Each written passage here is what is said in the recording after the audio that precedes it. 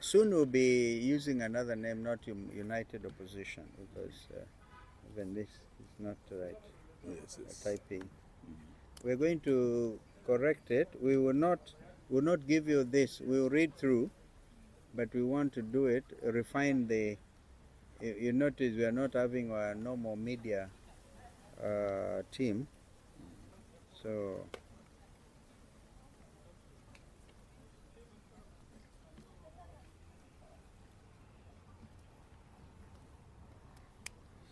Okay.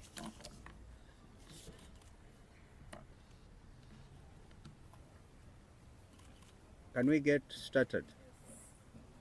Okay. Which houses? We have NTV, we have TV47, Tuko News. Order to kill. Ni wao wanasema piga mguu ili kwa mwingine kabla afike hospitali aende kwa mahakama. Ndio hawa. Inawezekanaje basi? Hawa ionekane kwamba wana nia nzuri, wana nia njema, lakini hata hivyo kisheria watalazimika, lazima waajibike kwamba ridhaa inayofaa na inastahili hawa jamii, familia ambazo zilihuzunika mno kwa sababu ya mambo haya, pia angalau wapate afuani. Kama upinzani hamhofi kwamba lakini kabla upinzani wako huu, nataka ujue sasa sisi tutakuwa serikali.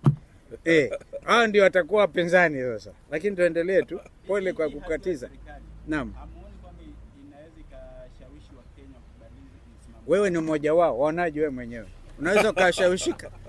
Sio uone hii ni mbalaa tupu, hii ni it is very clear manipulation. Tulipoanzisha Restorative Justice Commission, walipatwa na hali ya kutojua watafanya nini.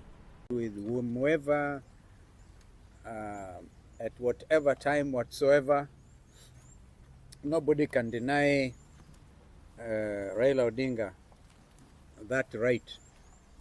So perhaps he must have been, as I said, I was, and you can correct me here, I was out of the country when they even do incredible things. They even type out on the African Union letterhead. I think that is bordering on crime. Okay, to say that William Ruto has consulted with the AU chairperson and both have decided to appoint me the honorary consul to Cote d'Ivoire. Now, some of these things are ridiculous. And that, I think, speaks to your second question. People may be in their own dreams talking about whom to talk to and whom to try to bring to their corner. Our statement is very clear. There has been no attempt. And I want to advise that nobody should make that attempt, because it won't work. I've been called so many names. And also my basic human rights. And those people who have been calling me names will now have to take it and swallow their own arrogance, their own sense of profiling leadership. I am who you see before you. Those are the things they said. And they will try and do all those things, we know. We know they'll try every trick in the book. But you're not relenting. These do not depend on the generosity of the state or MOUs like the March 25th MOU between ODM and UDA that both President William Ruto and Prime Minister Raila Odinga seem desperate to implement their own MOU.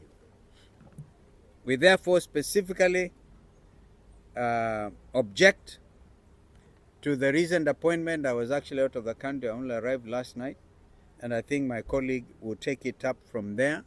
But before he does, we have also lost Kenyans, and literally road carnage, lack of observance of traffic rules and regulations.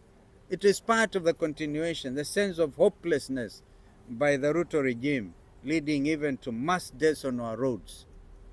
We send our condolences to all the affected families following these terrible, terrible accidents. And now my colleague will take it up from there.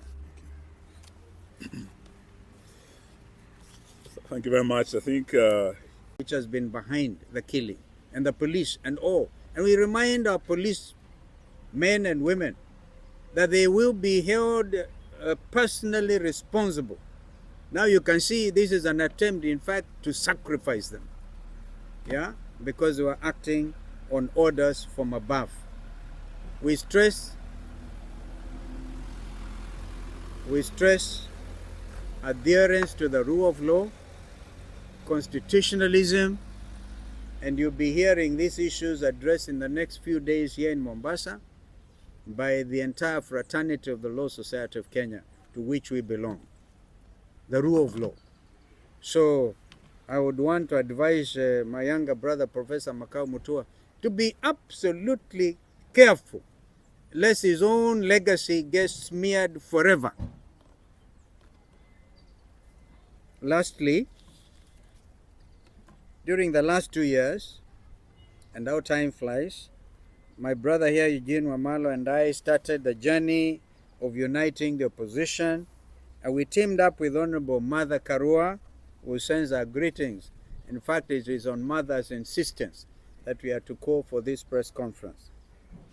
Then Honorable Rigathi Gachagua and Honorable Dr. Fred Matiang'i, who in spite of all harboring presidential ambitions, agree that we will unite behind one candidate who will send William Ruto home during the 10th of August 2027 elections.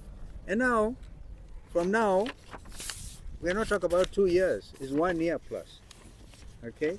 So Kenyans cannot even wait to see this happen. These elections are exactly 24 months away. The team continues to grow bigger and stronger by the day, as other colleagues like Honorable J.B. Muturi, Honorable Mithika Linturi, Dr. Muhisha Kitui, Honorable Kipruto Kiro, and others join in. We want to assure Peter Munya and all, and I can tell you, yesterday flying between Douala and Nairobi, a gentleman walked up to me as we were disembarking at JKI, and he looked at me and said, I don't even know his name. I didn't ask his name. He said, no amount of money can compensate the loss of their loved ones. So this is everybody's right. We are opposed to the manner in which they're trying to do it. And we are saying, and the process. Oh, we will be there. We will make sure that these Kenyans are compensated. By the way, there is no budgetary allocation. You cannot therefore jump up and say we'll pay Kenyans. They like to say 100,000 or 10 million. The amount that they will have to pay so that this country be committed to constitutional order and conduct will be punitive. There's such a thing in law as punitive damages, including those people who committed these atrocities. So for that we have no doubt. This is why we set up the People's Restorative Justice Commission. We have seen after Gachagua moving to America, we've seen less activity of the opposition. You have seen what? Less activity of the opposition. No, we've been very busy. Where do you think I've come from? We are doing a lot of networking. And what do you think we are doing? We are doing a lot of networking. We have sometimes to change tact. Okay? We will change tact. So it is not that we're going to be on the road forever. We must change tact. And because, for example, while he was away, our teams were tear gas, almost killed in Muranga, remember? All right? In Subukia. Constitutionalism. If I read these 10 points that Raila and William Ruto seem to have agreed on, one of them is constitutionalism, the right to assembly. Why is it, or does it only apply to ODM and to UDA? It must apply to everybody. Our members of parliament have been on the road, as you have just heard, and they were tear gassed in Subukia. in, what is this other place before you get to Nakuru? Just the other weekend. And of course, almost got killed. Senator Methu was almost killed along with Honorable Munyaka, and we issued a statement about that. There have been a lot of activity. But if you are talking about joint opposition rallies, obviously we will have to reorganize and get again moving together. So I mean, that kind of stuff is what I think was also in the social media. No. We are very, very serious. We are networking. We are moving. No relenting. That's why today is so important. Although you have come a little late, but we want to tell you, William Ruto has less than 2 years to get home. Going back to the 10 points they agreed between themselves in March, waone angalau kama wanaweza kuokoa jahazi. Wanafanya fuliza hawa watu. Wanafuliza tu. Wapi? Hiyo massive bribery, that is called abuse of office, my friend. Yani watalazimika hawa wajibu maswali on how they went out of their way to aggressively and in a manner that is even demeaning to the status of mwananchi wa kawaida. Yani unaenda unaambiwa kuja empowerment ya kina mama na wasichana sijui wana wengine, unatumia shilingi 200 kufika kwa venue, kisha baadaye unatoka hapo na shilingi 64. Umefanya calculations. Watu wanaingia hasara kwenda empowerment. And the whole thing is, even if that was so, but I can tell you from the point of our constitution and even the Election Act, right? The whole thing amounts to abuse of office. Na kuna jamaa kuna watu wameenda, kuna wakili anaitwa Kipchirchiri ameenda kotini kwa mambo haya. We must get our country back. Kwa safari hii hakuna mchezo. Kenyans have waited for change forever. Forever meaning, of course, since we gained independence. And this change is coming. We want to guarantee them. And this is why, in the spirit of Gen Z, lazima endelee. In my view, it is a matter of extreme patriotic duty to ensure that this government is out of leadership. I think just to add, one thing that His Excellency has said, today is 9th of August. This is the day Kenyans voted for Ruto and the Kenya Kwan. This day was the day we made the biggest mistake. And beginning this day to the next election, it's going to be less than 2 years, beginning tomorrow. The countdown begins. That's right. So Kenyans must realize that in Homa Bay yesterday, the campaign for re-election of William Ruto began, with Raila Amolo Odinga making it clear he left us in Azimio and he joined the broad-based government. So far, he has been dilly-dallying, giving false hope to those of us who are in Azimio that maybe one day he'll come back to the opposition, to the side of the people. Today, from his own mouth, yesterday in Homa Bay, we know that Raila Odinga will stand with William Ruto in 2027 and beyond. I'm telling you one thing. If you guys let us down by not going to the wire as united opposition, Kenyans will never forgive you.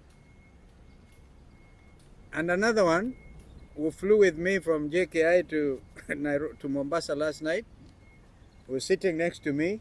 He said, as we speak, 70% of Kenyans minimum are with you in the opposition. This is the reality. We do not intend to disappoint Kenyans.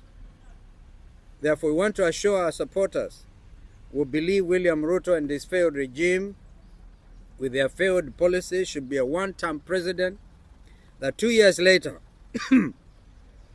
our focus has only grown sharper and our resolve stronger towards fulfilling this sacred mission of uniting and liberating our country from the shackles of Zakayo's harsh taxes, from corruption and bad governance, and restoring good governance, accountability, integrity in our public service, and respect for the rule of law and constitutionalism. This is a journey we are all totally committed to travel together for the next 2 years or under 2 years. And it is a journey we are prepared to make any sacrifice, bear any burden, pay any price in order to complete. Anyone thinking, as Eugene said, that I, Kalonzo Musyoka, Eugene Amalo, Rigathi Gachagua, or Martha Karua, or Fred Matiang'i, or any other of our colleagues in United Opposition will be bought or will be intimidated or will be compromised to burden this nation clearly must be daydreaming, or if they dream at night, a very deep type of dreaming. Fellow Kenyans, we will never abandon you, and we believe you'll never abandon us as well, that we will never abandon our country. We are in this together to the end, to be able to rid this country of this corrupt, broad-based government. Form ni one term. Dated at Mombasa this 9th day of August 2025. And as we said, we are going to have to make some typographical... it's indeed endless. Fourthly, the lack of respect for the rule of law, gross violation of human rights, and police brutality through the ongoing abductions and forced disappearances, extrajudicial killings, and state-sponsored reign of terror against its own citizens, infringing on their civil liberties. It is therefore a matter of supreme irony that the Ruto regime and its rogue police that were responsible for the killings and maiming of Kenyans through the shoot to kill and shoot in the leg orders can be the ones to again be responsible for redress and compensation of their own victims of police brutality. A wolf cannot decide matters of the cow crow. The Swahili say, fisi hawezi kufanya kesi, kusimamia kesi ya mbuzi. That's exactly what they are trying to do. This is a blatant usurpation of the powers of the Kenya National Human Rights Commission under Article 59 of our Constitution by the executive, which is complicit in the atrocities committed against the citizens. The executive, having been responsible for the killings and maiming of Kenyans, including the 75 killed during the Azimio demos of 2023, 61 killed during the Gen Z protests against the Finance Bill 2024, and the 61 killed recently on 25th June 2025, and the Saba Saba demos of July 7th, 2025, cannot be the ones to decide what to do in the redressing these atrocities. In fact, Kenyans will recall that the United Opposition came up with a commission because we wanted to stir these guys to action. The People's Restorative Justice Commission, led by the former Attorney General and former Speaker of the National Assembly, Mr. Justin Muturi. The independent body that is constitutionally mandated under Article 59 of our Constitution to promote, to protect, observe, and develop human rights culture, and to investigate complaints of human rights abuses and seeking of redress, is a Kenya National Commission on Human Rights that should lead the process.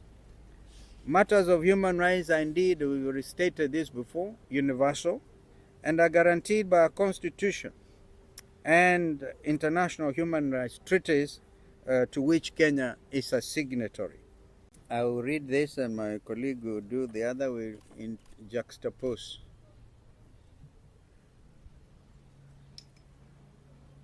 Fellow Kenyans, 3 years ago on this day, the 9th day of August 2022, you went to the ballot to elect your president and his deputy, 47 governors and their deputies, 47 senators, 47 women representatives, 290 members of parliament, and 1,450 MCAs, to whom you delegated your sovereign power vested in you under Constitution 2010. President William Ruto and the Kenya Kwanza regime came into power with lofty promises to make your lives better through their better or bottom-up economic transformation agenda. 3 years later today, we dare ask you, are your lives better? The answer from Vanga to Kiunga, here at the coast, from Malili in the lower eastern part of the region to Malindi, where we recently toured, from Mount Kenya, in central Kenya to Mount Elgon in western Kenya, from Tuda here in Mombasa to Tongonyang in Turkana, from Mandera in the north to Matisi in Kitale. The answer is a resounding no. Latest opinion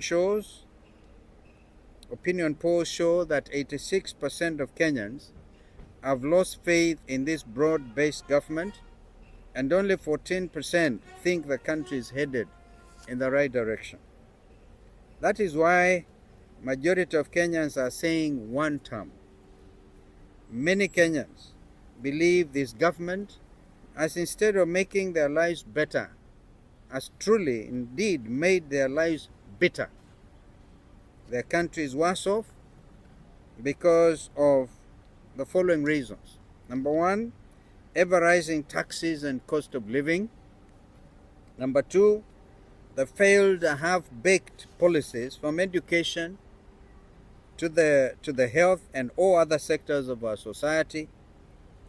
And thirdly, the ever-rising corruption and looting of public coffers, from the G2G oil deal to KNTC to e-Citizen to the Hustlers Fund to SHA to housing levy to the opaque disposal of strategic national assets like the Kenya Oil Refinery, the Kenya Pipeline, the public sugar mills, to the aborted JKI and Katrako and Dane deals. Edwin Sifuna, we heard him say the other day that if Raila Odinga is going to support William Ruto, that is the time he is going to depart from ODM. My brother Sifuna, they say the truth in the pudding is in the eating, unless you eat your own words. Would like to see all those who have been misled to believe Raila Odinga will one day abandon William Ruto and come back to join the one-term team, that Raila is not on the one-term team, he's on the two-term team. So choices are clear, fellow Kenyans. From Mombasa today, we are telling you as your loyal opposition that we, the one-term team, will do everything to ensure we send home not just William Ruto with his two-term partners. That we are prepared to do. But the dangling of goodies has just started. Even this Professor Mutua team is just one of the goodies to show that at least they want to compensate the victims. They might not. The empowerment programs are goodies. They'll go everywhere to try and bribe you, women, youth, border. At the same time, there's no capitation in our schools. But they are taking your money kufanyia siasa. Beginning this day going forward, expect William Ruto to dangle goodies everywhere he goes. He might even try to change some of the harsh taxes to endear himself to you. But people have said enough is enough. William Ruto, you're one term. And on this day, 24 months from now, we are going to send you home. Well done. Asante ni Mungu awabariki. Asante. Thank you. Thank you. To the end with our colleagues, and may he give the final word on that. Asante ni sana. Okay. Perhaps on that, on the clarification, what you are basically saying is police brutality cannot go away unpunished or undealt with. Over that, we have been very, very clear. It is how to go about it, which is the issue. Ndio tukasema fisi jameni hawezi kuamua kesi ya mbuzi. for those of you who came a little later. And so the executive is complicit. The police have been acting on the orders of William Ruto's government. And William Ruto himself, remember, called these young Kenyans terrorists. Even recently, some of them have been arraigned, and we've been on record. We have gone out there to try at least obtain bail for them following the Sabasaba demonstrations and the anniversary celebrations. Some of them have been now charged before the Prevention of Terrorism Act courts near Kamiti Maximum Prison. We've been there with them. So we are saying this theater must come to an end. As opposition, we have established the People's Restorative Justice Commission, as I said earlier on, under Justin Muturi, and this commission will work with the Kenya Human Rights Commission. So it cannot be that the executive are going to have to determine, and the matter must be so involving, including the quantum. It cannot be left to William Ruto to decide how much money the victims are going to be paid. That will involve all of us in the judicial space to agree and to be able to look at who has committed what atrocity. But of course, it is clear to Kenyans. The Human Rights Commission is the only constitutional, lawful, and institutionally competent body to oversee these redress mechanisms. The executive unilateral appointment of Professor Mutua undermines the constitutional architecture and risks politicization of the victim compensation program. Secondly, the ongoing legal challenge to Professor Mutua's appointment. Professor Mutua's current role as Senior Presidential Advisor on Constitutional Affairs is already under judicial scrutiny. A petition was filed in May 2025, which argues that his appointment lacks constitutional basis as the position was not established through legislation or competitive process. Until the court determines the validity of Professor Mutua's appointment, entrusting him with additional state functions contemptuously preempts judicial authority and violates the rule of law. Third, sacrificing principle for convenience. The Kenya National Human Rights Supremacy in redress, the argument that Professor Mutua's appointments is a pragmatic solution to expedite compensation, ignores the danger of normalizing executive overreach. The Kenya National Human Rights must provide leadership in terms of redress for human rights violations. If the government genuinely seeks efficiency, it should resource and empower the Kenya Human Rights Commission, not circumvent it through such opaque appointments as the appointment made yesterday. Fourthly, the conflict of interest and violation of rules of natural justice. Should the Kenya Human Rights Commission be invited to participate in Professor Mutua's framework, it would create an untenable conflict. The rules of natural justice demand impartiality. Victims cannot trust a process led by a presidential appointee whose loyalty is now to the state, the same state that was the aggressor in the Azimio protests 2023, in the Gen Z protests 2024, and in the recent Sabasaba protest. The aggressor cannot therefore be the one to determine the issue of compensation. We therefore demand the following: immediate suspension of Professor Mutua's role in the compensation framework, pending determination of his advisory appointment by the court. Secondly, transfer of all redress processes to the Kenya National Human Rights Commission in line with Article 59(1)(e). Lastly, public disclosure of the legal basis for creating this parallel compensation structure when our Constitution provides for an independent body to deal with such matters. Kenya's human rights victims deserve justice. Note this political theater that we are seeing. The Constitution provides a clear path, and we demand that that path be followed in these matters. I would now request His Excellency to conclude this last part on behalf of our colleagues who are not here with us and who have asked that on this 9th of August, the day that Kenyans made the worst mistake in their democratic history in electing this government, 9th August 2022, we as a people's loyal opposition have this to say on behalf of our colleagues who are not here, and I would want His Excellency to say it. We do know that there have been a lot of rumors that our unity will not hold to the end. There have been a lot of rumors that some of us might be bought along the way, some of us might be compromised along the way. His Excellency Kalonzo Musyoka has been a major target of these attacks, and a lot of propaganda has been directed against. As late as yesterday, even when he was out of the country, I even saw someone posting some fake AU appointment saying he had now been appointed by William Ruto to Cote d'Ivoire. There was a time we were with him in Embakasi East with the Honorable Babu Owino when some news propaganda came out of a photograph of Kalonzo Musyoka and William Ruto right here in Mombasa State House when we were with him in Nairobi in Embakasi. With AI, Kenyans expect a lot of propaganda. There will be generated photos and everything, but we assure you that we are in this to the end.